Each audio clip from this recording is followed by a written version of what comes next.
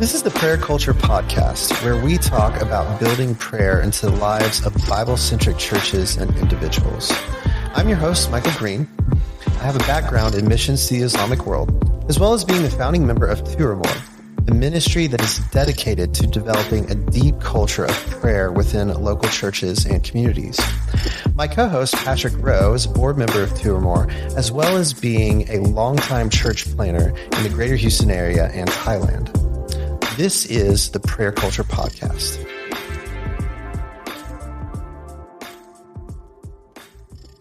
All right. Well, welcome to another episode of the Prayer Culture Podcast. So today we're talking to the originators of The Citizen. I will say God's the originator, but he gave you guys the inspiration for it. So this is Than Owens. He's a good longtime friend of mine and just really loves the Lord and basically does whatever God tells him to do. So at least he seeks to do that on a daily basis. Yeah.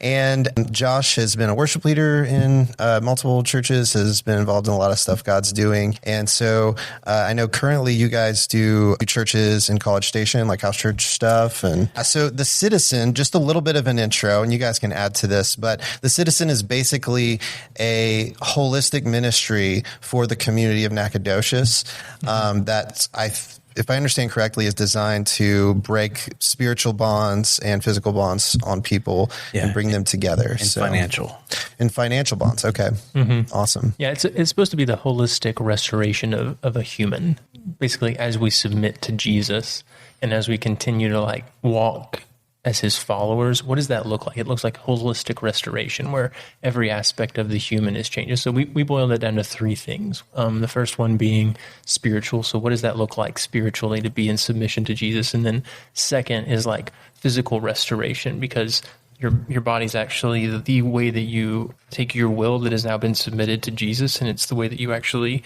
impact the world around you is through the physical. And then the financial is just the extension of that. So it's kind of like three different major layers of what you are as a human and the way that you impact the world.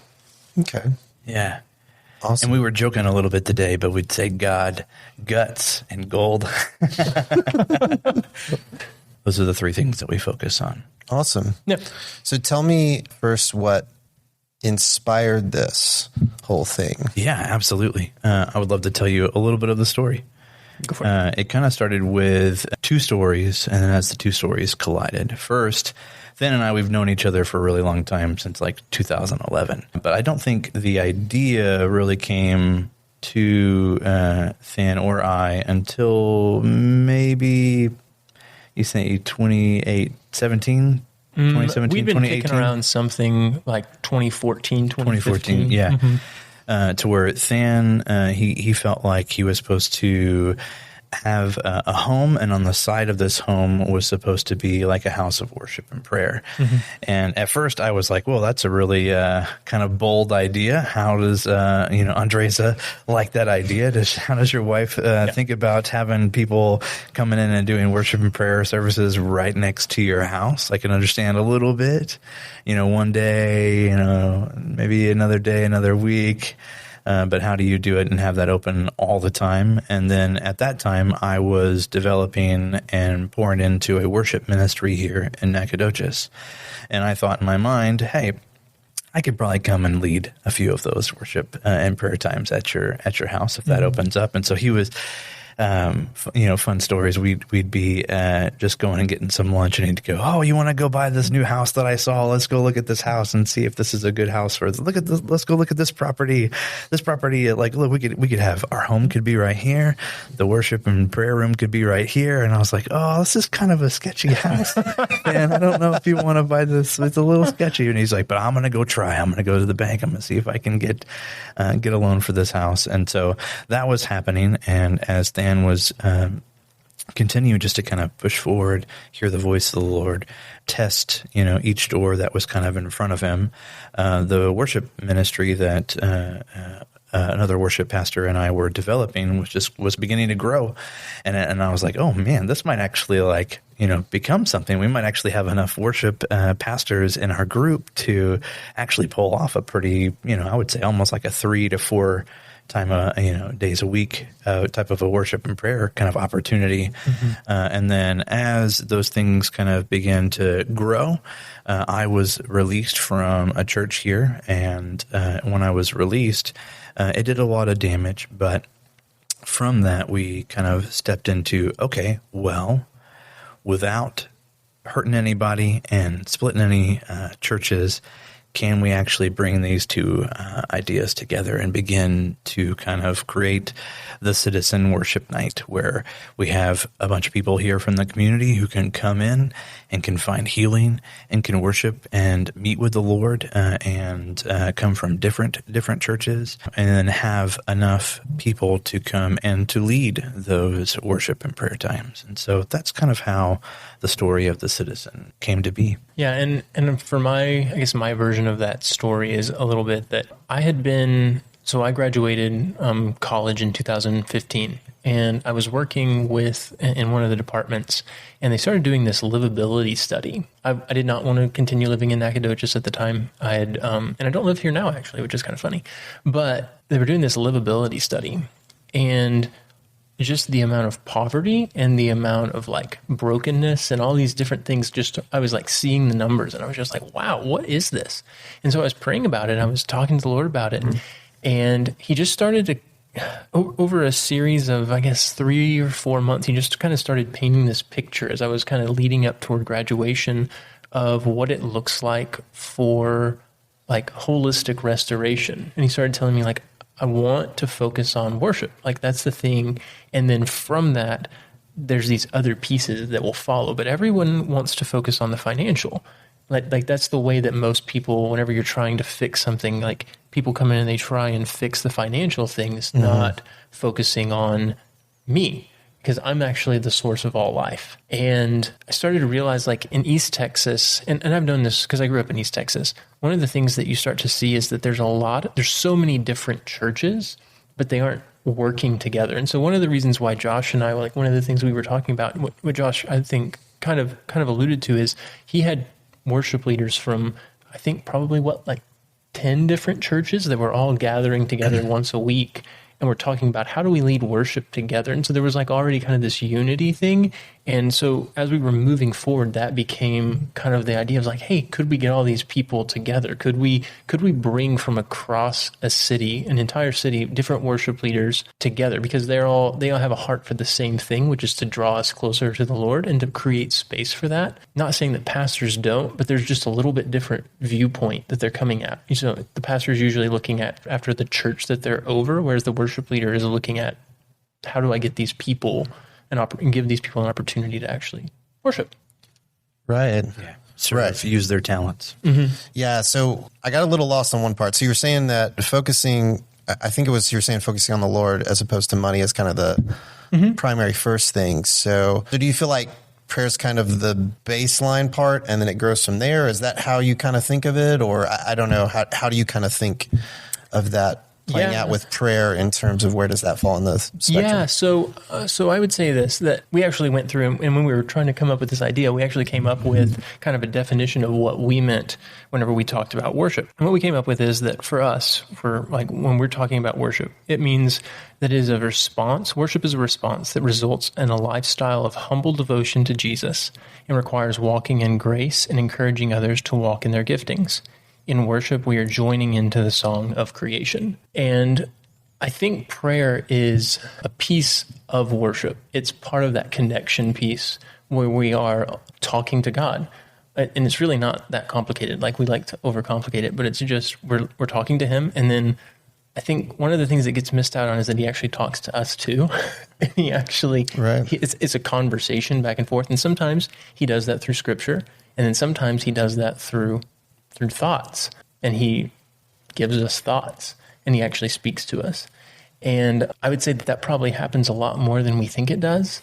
In my personal experience, I found that to be true, that he does that a lot more than I thought that he did. And so I think as you're developing that relationship, it's the same as any other sort of relationship. Like part of the worship is prayer. Yeah. It's part of that lifestyle where you're actually engaging with God in what it is that he's wanting to do. Yeah, because musical worship and prayer are distinctly from other forms of worship are communicating like not just things about God, but also to God. So unlike other forms of worship. So yeah, totally. Absolutely. So Josh, can you tell me about how you got all these people from different denominational affiliations and thought processes together to pray? Dude, absolutely. It all starts with a meal, an invitation to come to your home, to sit at your table, and to share a meal with you. And so we would ever so slowly, we would invite musician after musician, worship pastor after worship pastor, just to our home to come sit down, be real, open up, share whatever they're wrestling with, whatever's going on in their life in that season. And then my wife and I, we would pour into them, love on them, pray for them. And then we'd just say, hey, keep coming back to this table because we're going to keep inviting more worship pastors, more musicians to this table.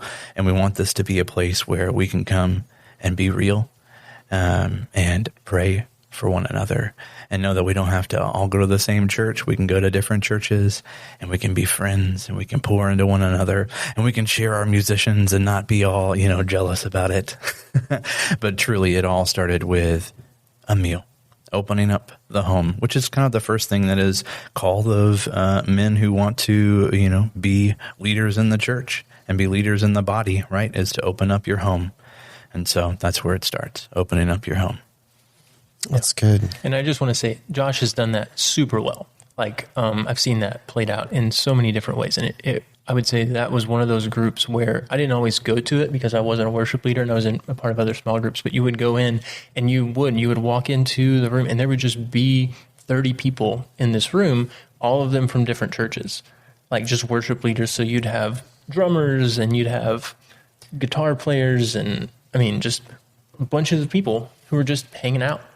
And that cultivates this community where you're able to have conversations about that and you're able to kind of release things and then grow. And so that's really where the heart of it came from is like, hey, there's something good here. How do we continue to push into that? Yeah. And you built trust and then people felt, completely open to share whatever was going on in their life. Oh, and then before I forget, if anybody out there thinks, oh, I can't do that. My home's too small. I can't invite that many people over to my house. My house was under construction for the longest time. And so the cool part about this story is this wasn't like me inviting someone into a perfectly put together home. We had like a table very much so like this that had a crock pot and a microwave on it and a little and a hot plate. And a hot plate. And if you ran two things at the same time, it'd blow the breaker. And so you weren't able to, and so you had to kind of, really work through your recipes and what you're making. And we're like, don't worry. All of us will be fed through this crock pot. We promise. And so everybody, we were literally, it was just wood floor, undone ceiling, drywall. I think I had a fan may have came over a couple of times. I had an electrical cord that just came down to a light switch. Like it wasn't connected to anything. It was just dangling, and that was the light switch to, the actual lights in the kitchen area. And I was just like, come to my home. Let's talk. Let's eat together. Come enjoy If you have a table and 5 or 6 chairs and you have drywall up and a nice chandelier, you can start to invite people. Or an RV, whatever. Just do it outside. If you're in an RV, you just have them come over. It can be done.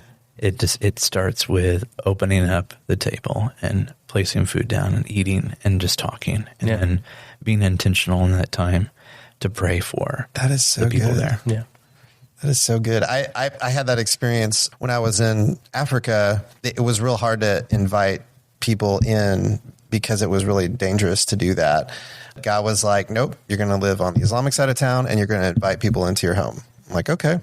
And what ended up happening was all the other missionaries ended up getting robbed and we really didn't because and I have my neighbors like, why are you letting all these gangsters in your house? I'm like, what better way but to share Jesus with them? And we had a meal. We'd have a meal every week and they would come in and talk about the Bible and the Quran and it was really great. So, and then this last year, I had started the Two or More prayer ministry, and I live in like a 900 square foot house. So it's pretty small, but I have this little porch in the front that's screened in. And the Lord's like, make that a prayer porch. People should be able to come there and worship and pray anytime. I'm like, oh, all right. It's a very small porch, but man, people have come and just really soaked in it. And like they're like, oh, I love this spot. This is great. Thank you. So, yeah, like whatever's going on, just, you don't have to have it all together. God will do that part. So that's awesome. So one thing I noticed, like when I came here and we did a prayer meeting here, I talked to a bunch of different people, and they were from like a bunch of different places and stuff. How did you transition? You were like in the home, you had some worship leaders. Now you're here. Well, first tell me the story of the building, how you got the building, and then how you kind of transition people, even people who are not worship leaders, to kind of say, hey, we're all going to come together to this building and do this. So you can talk about the cool part of the building. Okay, you want me to do that? Okay. So basically, ever since the Lord put that on my heart, I kept the idea of doing like worship and having like this kind of community center. So to kind of take a step back, the Citizen is, like I said, it's about empowering people to live. Like that's what it's about, like holistic empowerment. And so worship is the first part. The second part that we're moving towards and trying to get into is physical. And so like, what does that look like to live like a healthy life, to actually take care of the body that God gave you? And then we want to do financial things too. So we were looking for a space where we could do that. And we were cool with it just being one thing. Yeah. But we were so happened to be blessed with a building that could do all three. That could do all three things. So while I was in the process of praying through all that, I actually forgot this until about a year ago. And I was talking to a friend, but I kept getting this sense that we were supposed to buy a building for $10,000. And so I told several people. Did anybody laugh? People were like, okay. That's usually the way this works with me. People are like, sure, Than. Sure thing. They don't say that. They're just like, whatever. Right. Come on. Okay. And because, and to like what Josh was saying, like I was going around and I was looking for dumpy places. I was looking for like places that was like, well, I can make this work. I could offer $10,000 and this person might take it. It's been on the market for a year, whatever. And with that being said, these were all pretty bad. And I made several offers and I got laughed at by these real estate agents who were just like, there's no way they're selling you this for $10,000. But that is just the number that I kept coming to. And so I wanted it to be $1. Josh wanted it to be $1. After all, yeah, he was like, we should offer $1. I was like, that's insulting, Josh. $1. But so anyway, basically what ended up happening is there's this building right here. This is the Citizen. It's a 4,000 square foot building. It has its own parking lot. It's got 34 parking spots. It's in downtown Nacogdoches. And it had been on the market for a long time. But the reason it was on the market was because it had an environmental issue. It used to be a dry cleaner.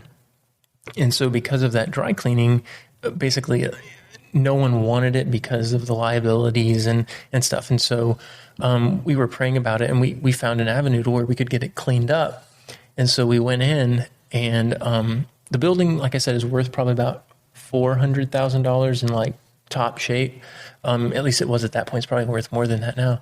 And we went in and we actually had $500 in our bank account. That's all we had because Josh had been let go from that church. And we just had kind of lost like some of our support system that we were kind of depending on, or we had thought we would be depending on. Yeah. And we didn't want to go and run a building campaign mm-hmm. or ask people for money, because they were all still going to the church that I was let go from. So mm-hmm. I was like, well, we're not going to take from their money.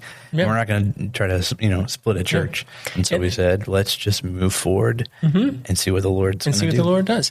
And for us, it was really intentional too, in that we didn't want to, it was kind of a test for us too. It's like, if you wanted this to be the building that we get, then you're going to have to take care of it. So what we did is we went and we said, we're talking to our realtor and we're like, hey, we want to offer $10,000. And he was like, okay, I don't think they're going to take that. I was like, well, that's about all we can do. He was like, okay, it doesn't hurt to ask, but I'll talk to them so that they don't get offended, at you or whatever. And we waited like 4 or 5 weeks. And we thought, no. They didn't take it. Like they were offended. And then I asked him to reach out again, and he reached out, and they had forgotten to hit send on the email, and they had accepted it at $10,000. And was like, oh, and they were just like, can you cover like the closing fees? I was like, yes, we can do that. And so we ended up taking it off their hands. And for them, it was actually a really great deal because, and I think this is one of the reasons, one of the things also was we wanted to go ahead and start working on cleaning it up. No one else is cleaning it up right now. And then it used to be a dry cleaner, and they used to apparently like put chemicals outside and it seeped through the water. It's sitting on top of the water table. And so we wanted to get that cleaned up. But also, we were able to relieve the pressure for somebody else who this was like a weighty issue for them. Like they would never be able to get rid of it. And so it was like, we'll take that on because our God's big. But keep in mind, we only had $500 in our bank account. And we felt like we weren't supposed to do fundraising because of the church thing, but also because it's like, well, Lord, if you want this, you're going to have to make it evident. And as we went along, there were like some taxes that had to be paid. So the number actually kept going up from $10,000. $10,000 was what we originally offered. And then the number kept kind of going up. Well, we didn't have the money like anytime. We almost closed 5 times. No money. No money. Each time we had no money. Like we did not have the money for it. And then like right before the last closing, we got a couple people who just kind of out of the blue donated enough money for us to have money. And then our attorney came back and said, hey, actually, I need to add my fees in. I forgot to do that. And this was like the day before closing. Oh, man. And so it ended up putting us up above what we could pay. And we were like, do we try and force it? What do we do? And both of us felt like we're just going to take a step back. If this doesn't work out, it doesn't work out. And we'd actually have taken like a year to get to this point from the time that we made the initial offer all the way through. And so we got to that point. The realtor called us and said, hey, actually, they messed up on the paperwork. They're going to have to delay it. So we had like an extended closing again. And then somebody called and was like, hey, how are things going with your funding? And we were like, well, this is where we are. And they said, I'll cover that. The next, I think it was that same day, we got a call back from the realtor. He said, everything's good to go. Y'all good? And so we had literally had the money the day we had to close, like the day before we closed. Wow. Yeah, and it was like 14,500, something like that. Yeah. That's crazy. And so that's just kind of how it happened. And so we ended up getting this building. And it's been slow. We still are trying to not do like massive fundraising because we really want for Yahweh to be glorified. We want our Father to be glorified. Yeah. And in between that time and where we are now, we've had people give us stuff. We've had churches that were peacefully kind of dissolving and going their own ways. They gave us all their stuff, so we were able to put on little garage sales and sell things that they gave us, and all that money has helped kind of provide all the way up until now. That's happened. We have sound equipment and all kinds of stuff that we didn't purchase. Yeah. That was all given to us. Touchscreen TVs, chairs.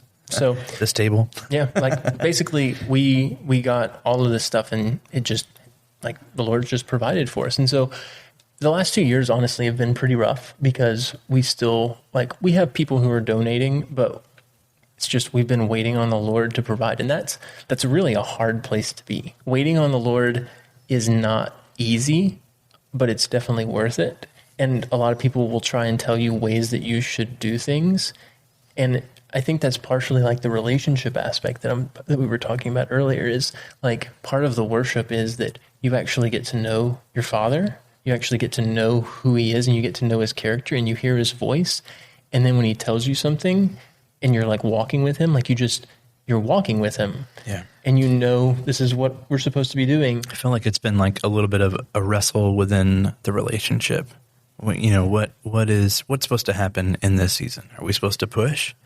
Are we supposed to wait? Like, what do you want us to do? And so it's kind of been just an interesting dance the whole way. And we've seen, times where Than will push forward, and then it comes doing it, and then I push forward, and I get to go a little bit further, and then I get stopped, and then Than comes back in, and he pushes a little bit more forward, and he gets put to the stop. And it's been very, I don't know if enlightening is the right word, but just revealing of who the Father is and how he likes to operate and how he's going to operate around this building and, the things that he's doing here in this town.